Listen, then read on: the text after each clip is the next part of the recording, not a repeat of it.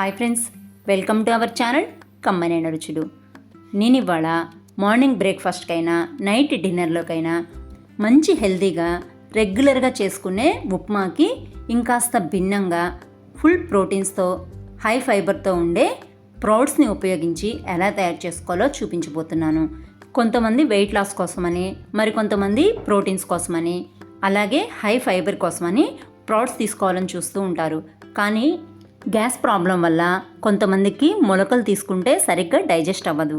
అలాంటి వాళ్ళు కూడా నేను చూపించిన పద్ధతిలో మొలకల్ని ఉపయోగించి ఇలా ఉప్మా తయారు చేసుకున్నారనుకోండి, మొలకల్ని మీరు తరువాత డైరెక్ట్గా పచ్చివి తీసుకున్నా సరే గ్యాస్ ప్రాబ్లం రాకుండా ఈజీగా డైజెస్ట్ అవుతాయి.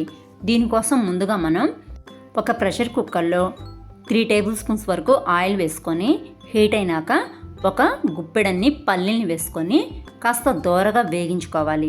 పల్లీలు దోరగా వేగిన తర్వాతే పోపు దినుసులు యాడ్ చేసుకోవాలి. ఎందుకంటే పోపు దినుసులు తొందరగా ఫ్రై అయిపోతాయి, పల్లీలు ఫ్రై అవ్వడానికి కాస్త టైం పడుతుంది.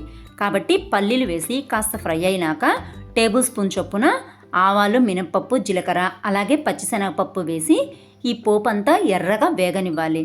ఖచ్చితంగా పోపుని ఎర్రగా వేపుకోండి.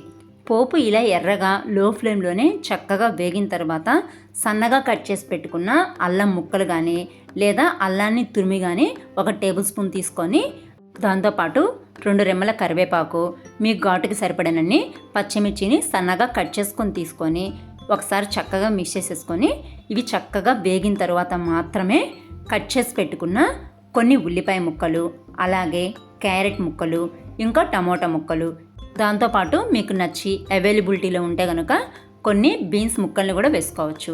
ఇవన్నీ చక్కగా ఒకసారి మిక్స్ చేసేసి లో ఫ్లేమ్లోనే కొంచెం సేపు మగ్గనివ్వండి. ఇవి కొంచెం మగ్గిన తర్వాత దీంట్లోనే రుచికి సరిపడా ఉప్పును కూడా వేసేసి 1 నిమిషం పాటు చక్కగా మిక్స్ చేసుకున్నారంటే వెజిటబుల్లో ఉండే వాటర్ అంతా బయటకు వస్తుంది. వెజిటబుల్స్ అడుగు పట్టకుండా చక్కగా మగ్గుతాయి. ఇప్పుడు దీంట్లో మనం ఎంత రవ్వతో అయితే ఉప్మా తయారు చేయదలుచుకున్నామో అంతే సమానమైన క్వాంటిటీలో స్ప్రౌట్స్ని యాడ్ చేసుకోవాలి. నేనైతే ఈ స్ప్రౌట్స్ తయారు చేసుకోవడం కోసం పెసలు ఇంకా శనగల్ని తీసుకున్నానండి. వీటిని 2 రోజుల ముందే చక్కగా కడిగి 8 గంటల పాటు నానిన తర్వాత క్లాత్లో మూట కట్టేసి పక్కన పెట్టాను. మొలకలు అయితే చక్కగా వచ్చాయి. ఇప్పుడు మొలకలు రెడీమేడ్గా మనకి మార్కెట్లో కూడా దొరుకుతున్నాయి. అవి తెచ్చినా సరే ఈ ఉప్మాని మీరు ప్రిపేర్ చేసుకోవచ్చు. మనం ఎంత రవ్వ అయితే వేసి ఉప్మా తయారు చేయదలుచుకున్నామో దానికన్నా కొంచెం వాటర్ ఎక్కువగా యాడ్ చేసుకోవాలి. నేను 2 కప్పుల రవ్వతో ఈ ఉప్మా తయారు చేయదలుచుకున్నాను కాబట్టి నేను 5 కప్పులు వాటర్ పోసుకున్నాను. గోధుమ రవ్వ ఉప్మాని ఉడికించుకోవడానికి పొడి పొడిగా రావాలంటే నేను కప్పు గోధుమ రవ్వకి 2 కప్పులు మాత్రమే వాటర్ని యాడ్ చేసుకుంటానండి. కాబట్టి మొలకలు కూడా యాడ్ చేసుకున్నాను కాబట్టి 5 కప్పులు మాత్రమే వాటర్ని పోసుకుంటున్నాను. అదే మీరు కప్పు రవ్వతో ఈ ఉప్మా ప్రిపేర్ చేసుకోవాలనుకుంటే 2.5 కప్పులు వాటర్ని యాడ్ చేసుకోవాలి.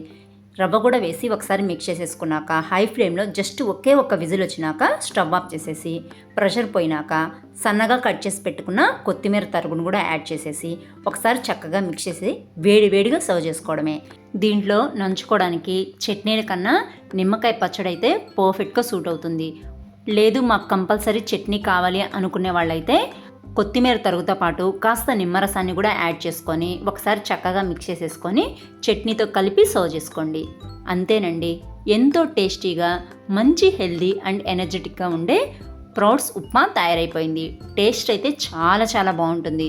తప్పకుండా మీరు ట్రై చేసి మీకు ఈ రెసిపీ ఎలా అనిపించిందో కామెంట్స్ ద్వారా నాతో షేర్ చేసుకోండి. వీడియో నచ్చితే కనుక లైక్ చేయండి, షేర్ చేయండి. మరిన్ని రెసిపీస్ కోసం ఛానల్ని సబ్స్క్రైబ్ చేసుకోండి. Thanks for watching.